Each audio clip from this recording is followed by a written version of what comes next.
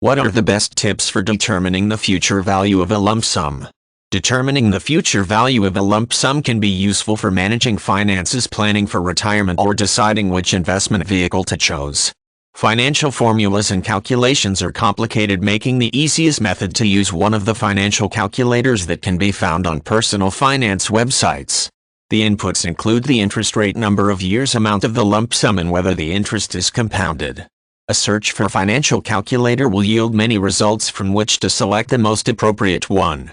The interest rate is the most important and most problematic factor in determining the future value of a lump sum. Financial calculators are based on the assumption of a fixed interest rate, making them most accurate for shorter periods of time. If possible, find a calculator that allows for multiple interest rates.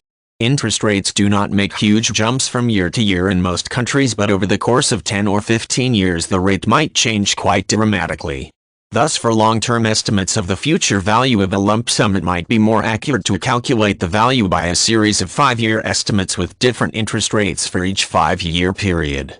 To do this, enter the current lump sum, the interest rate estimate for the first 5 years, and 5 for the number of years. Use the result of this as the principal, enter the estimate of the interest rate for the second 5-year period, and use that result as the starting value for another 5-year period. It is necessary to know whether the interest is simple or compound, and if it is compound, how many times per year it is compounded. Simple interest is paid once per year only on the original principal amount, and compound interest means the deposit earns interest on the interest as well as on the principal. If interest is paid once per year, it is compounded annually. Monthly compounding means interest is paid each month into the account, and the future value of a lump sum will grow even more quickly. Be careful when entering the interest rate into any calculator.